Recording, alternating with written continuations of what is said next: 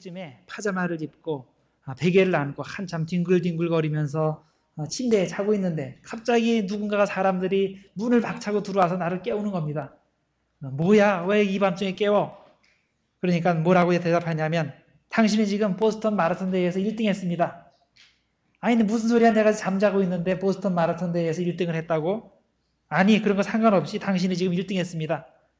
그런 것과 비슷하다 이렇게 얘기를 했습니다.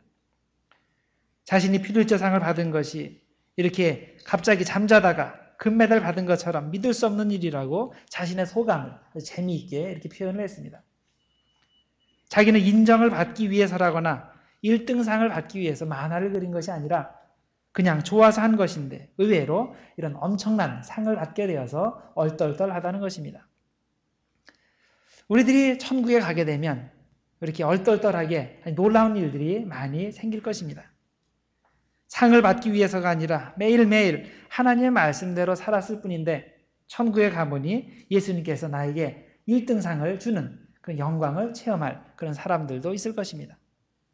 반면에 특별히 남들에 비해서 나쁘게 사는 것도 아닌데 예상외로 천국 근처에도 못 가고 지옥으로 떨어지는 그런 사람들, 아주 얼떨떨하고 그런 놀라운 경험을 하는 사람들도 있을 것입니다.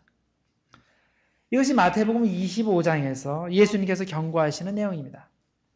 마지막 날에 예수님께서 심판대에 서셔서 양과 염소를 가르시고 그리고 양들은 천국으로 보내고 그리고 염소들은 지옥으로 보내게 될 텐데 이때 놀라는 사람들이 많이 생기게 된다는 겁니다.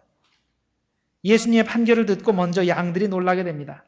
그 이유는 자기들은 그냥 일상적으로 가난한 사람들을 불쌍히 여기고 병자들을 돌보고 그랬을 뿐인데 그런데 예수님은 이것을 천국에 들어가는 가장 좋은 최적의 조건으로 생각하시고 천국의 복을 허락하시는 것입니다.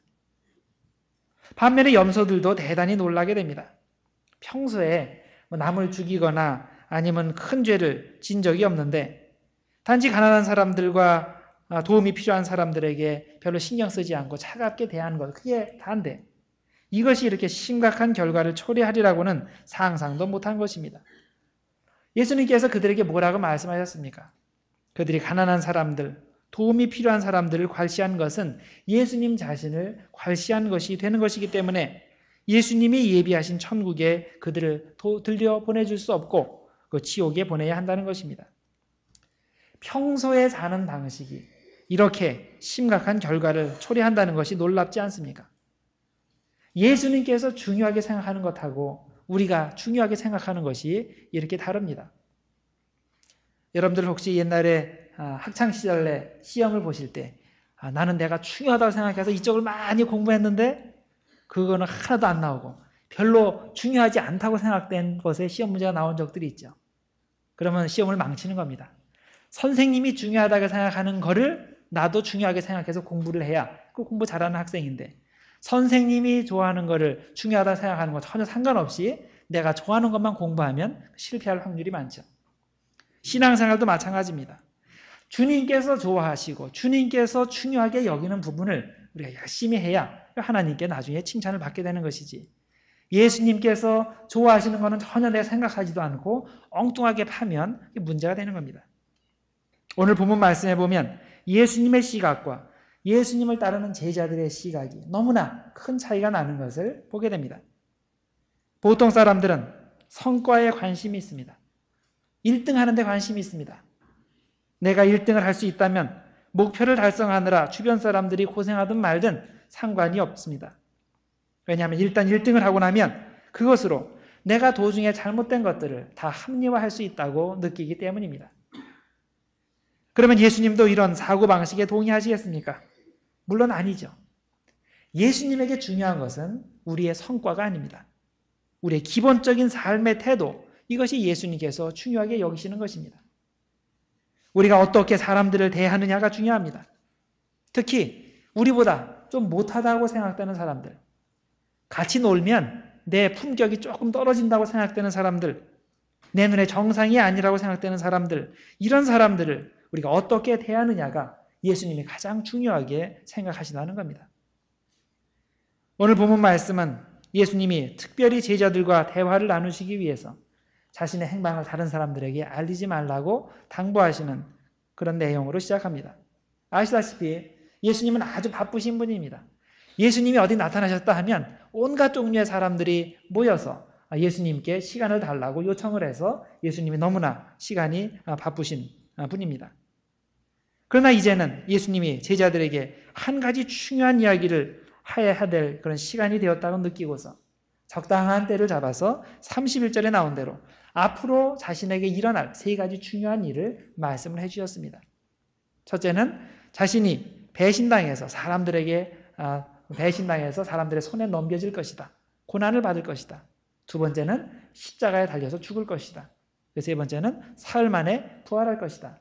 이 세 가지 중요한 내용을 제자들과 따로 시간을 내어서 말씀을 해주십니다. 그런데 제자들은 이 말씀을 듣고서도 그의 의미를 깨닫지 못했습니다. 왜냐하면 예수님께서 영광 받으실 때, 즉 왕이 되어 개선행진을 할 때에 자기들도 함께 영광 받을 것에만 이 사람들이 신경을 쓰고 있었기 때문입니다. 그래서 예수님께서 모처럼 시간을 내어서 자신이 고난받을 것, 십자가 달리실 것, 그리고 그 후에 사흘 만에 부활하게 될 것, 이것을 아주 말씀을 해주시는데, 심각하게 말씀을 해주시는데 제자들은 딴 데 관심이 있기에 예수님께서 이런 앞에 대놓고 말씀을 하셔도 전혀 깨닫지를 못하는 것입니다.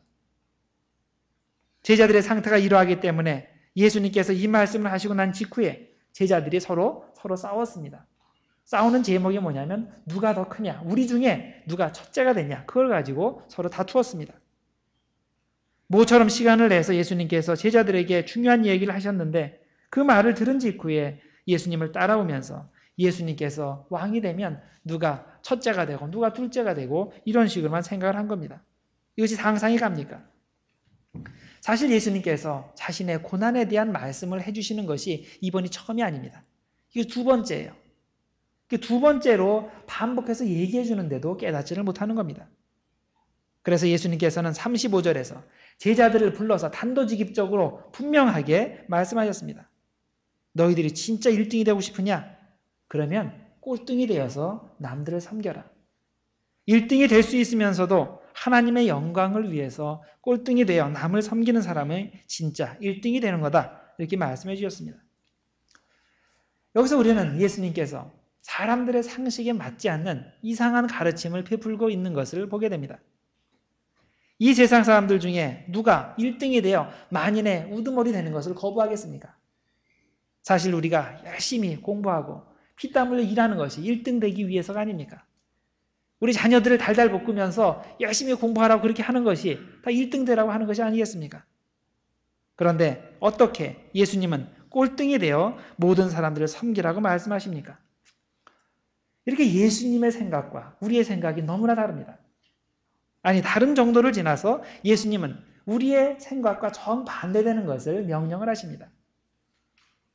마태복음 5장에 보면 무엇이 복받는 것인가에 대해서 예수님께서 세상의 상식과는 정반대되는 이야기를 하시는 것을 보게 됩니다.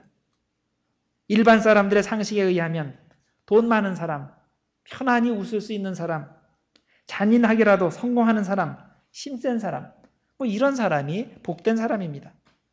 근데 예수님은 어떤 말씀을 하십니까? 정반대의 말씀을 하십니다. 가난해서 먹을 게 없는 사람, 우는 사람, 마음이 순진하고 온순한 사람, 이런 사람이 복받은 사람, 그리고 의에 목마르고 줄인 사람, 이런 사람이 복받은 사람이라고 말씀하시는 것입니다. 이렇게 시각이 다릅니다.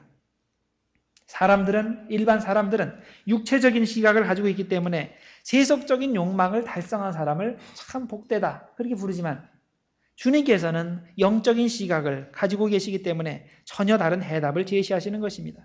한마디로 말해서 자신의 힘과 지혜를 의지하지 않고 날마다 하나님만을 의지하며 살아야 하는 사람, 이런 사람이 가장 복받은 사람이라는 것입니다. 여러분들 자신에게 한번 물어보시기 바랍니다. 나는 복받은 사람인가? 복받은 사람의 크라이테리언이 뭐냐면 세상적으로 많이 이룬 사람이 복받은 사람이 아니고 날마다 주님을 의지하고는 내가 살 수 없습니다. 이렇게 느끼고 그리고 고백할 수 있는 사람이 복된 사람이라는 뜻입니다. 오늘 말씀에서도 마찬가지로 예수님은 일반 사람들이 생각하는 것과는 정반대의 말씀을 하셨습니다. 우리는 세상의 경쟁에서 1등을 하면 정말 복받은 것으로 생각하지만 예수님께서는 하늘나라에서 1등이 되기 위해서 이 세상에서 꼴등이 되어 남을 섬기는 사람이 가장 복받은 사람이라고 우리에게 말씀하시는 겁니다. 이런 진리를 깨닫게 하시기 위해서 예수님께서는 어린아이를 한 명 불러다가 실물 교육을 시켰습니다. 약한 어린아이를 안고서 이렇게 말씀하셨습니다. 누구든지 내 이름으로 이런 약한 어린아이 하나를 잘 대접하고 잘 영접하는 것이 곧 나를 영접해 주는 거고, 그리고 나를 영접하면 곧 나를 보내신 하나님 아버지를 영접하는 것이 된다. 이렇게 말씀을 하셨습니다. 여러분들, 하나님 아버지를 영접하는 사람이 어떤 사람이라고 했습니까? 여러분 주변에 어린아이같이 약한 사람, 즉 가난하고 힘없고 여러분의 보살핌이 필요한 사람들을 사랑하고 섬기고 기억하고 그렇게 하는 사람이 하나님을 영접하는 사람이라고 했습니다. 예수님 당시에는 인권이라는 것이 없었습니다. 그래서 어린이와 여자는 사람 취급을 받지 못했습니다. 그 숫자를 세는데도 그 숫자에 들지 않았습니다. 예를 들어서 여자들 20명이 있고 어린아이 20명이 있고 남자 장정 10명이 있으면 그 숫자는 10명이 되는 거지 절대 50명이 되지 않았습니다. 그 정도로 세상 밖에서는 차별이 심했습니다. 그런데 이런 세상의 차별은 예수님의 가르침에서는 설 자리가 없었습니다. 예수님은 모든 사람을 똑같이 사랑하시고 똑같이 대우하셨습니다. 예수님의 눈에는 모든 사람들이 죄인입니다. 모든 사람들이 구원받아야 할 대상입니다. 모든 사람들이 하나님께서 독생자를 보내시기까지 사랑하신 그런 귀중한 영혼들입니다. 어떤 경우에는 예수님은 힘없는 사람들에게 더 나은 대우를 하셨습니다. 왜냐하면 그런 사람들은 세상에서 힘 있다고 하는 사람들에게 멸시를 받는 상황에 있기 때문입니다. 어쨌든 예수님이 어린아이를 모델로 삼으신 것은 분명한 의미가 있습니다. 하나님께 인정받는 진짜 신자가 되기 위해서는 자신을 낮추어서 이런 어린아이 같은 사람을 섬겨야 한다는 것입니다. 우리는 오늘 본문에서 이 섬김의 도를 입으로만 교육시키는 것이 아니라 몸소 자신이 낮아지셔서 제자를 섬기시는 예수님의 모습을 발견하게 됩니다. 비록 현재 제자들의 모습이 한심하지만 예수님은 그들이 성장할 때까지 기다리시는 인내를 보이시고 그들이 깨닫게 하시기 위해서 그들의 수준으로 몸소 내려가셨습니다. 사실 하나님께서 사람이 되신 성육신의 사건은 이런 낮아짐의 원리의 전형이었습니다. 하나님께서 사람이 되신 이유가 무엇입니까? 구원하시기 위해서죠. 근데 왜 구원하시기 위해서 하나님께서 낮아지셨습니까? 그 방법밖에 없기 때문입니다. 사람이 절대로 하나님 수준으로 올라갈 수 없기 때문입니다. 우린 경험상 선생님의 말을 이해할 수 있는 사람만이 제대로 가르침을 받을 수 있다는 것을 압니다. 자신이 수준이 너무 낮아서 도저히 선생님의 말을 알아들을 수 없다면 그곳에서는 절대 학습이 이루어질 수가 없습니다. 말이 통해야 뭐든 할 수 있을 것이 아닙니까? 그렇다면 하나님과 우리 사이는 어떻습니까? 너무나 수준 차이가 많이 나서 도저히 우리가 100번 죽다 깨어나도 하나님의 수준에 올라갈 수 없는 것입니다. 대화가 통하지 않는데 그럼 객관적으로 봐서 하나님께서 구원의 진리를 우리가 어떻게 알 수 있겠습니까? 우리가 절대 하나님의 수준으로 올라갈 수 없는데 그럼 어떤 방법이 있겠습니까? 하나님께서 우리에게 내려오시는 방법밖에 없는 것입니다. 하나님과 우리가 소통할 수 있는 유일한 방법은 하나님께서 우리 수준으로 내려오시는 것뿐입니다. 그래서 하나님은 우리를 구원하시기 위해서 이 방법을 사용하신 것인데 자신을 낮추어서 자신을 비우셔서 인간이 되시고 인간이 되셨을 뿐만 아니고 십자가에 지시기까지 저 밑에까지 내려가신 겁니다. 그래서 그것을 통해서 우리에게 구원의 진리를 전해주신 것입니다. 따라서 하나님을 섬기는 우리도 당연히 내 이웃에 도움이 필요한 사람, 무시해도 될 만한 그런 사람들과의 관계에서 같은 방법을 사용해야 됩니다. 하나님께서 여러분과 저와 같은 사람을 구원하시기 위해서 이 밑에까지 내려오셨다면 우리도 그 하나님의 구원의 메시지를 전하기 위해서 주님의 사랑을 실천하기 위해서 저 밑에까지 내려가야 당연한 것입니다. 자, 그러면 이제 이 말씀대로 우리가 상대방의 수준으로 낮아져서 그를 섬긴다고 합시다. 그러면 우리가 진짜 자신을 겸손하게 낮추었는지 아닌지를 어떻게 구별할 수 있겠습니까? 처음에는 진짜 저 상대방의 수준으로 내가 낮추어서 그를 섬긴다고 생각을 했는데 조금 지나다 보니까 그게 아닌 것, 자신이 높아지는 것, 그것을 우리들이 종종 발견하게 되는데 진짜 낮아지는 것과 가짜로 낮아지는 척하는 것을 어떻게 구분할 수 있을까요? 우선 우리는 사람을 속이는 것은 잠깐 속일 수는 있어도 영원히 속일 수는 없다는 것을 압니다. 잠깐은 낮아지는 척 할 수 있어도 우리가 진짜 낮아진 것이 아니라면 시간이 지나면 다시 자신이 높아지게 되어 있습니다. 그럼 예수님을 생각해 봅시다. 예수님이 낮아지신 것은 잠깐 동안이었습니까? 아니죠. 처음부터 끝까지 일관성 있게 낮아지셔서 그 낮은 곳에서 우리들을 섬기셨습니다. 그러면 어떻게 이런 일관성이 가능했을까요? 어떻게 십자가에 죽으시기까지 그렇게 낮아지실 수 있었겠습니까? 그 비결은 사랑에 있습니다.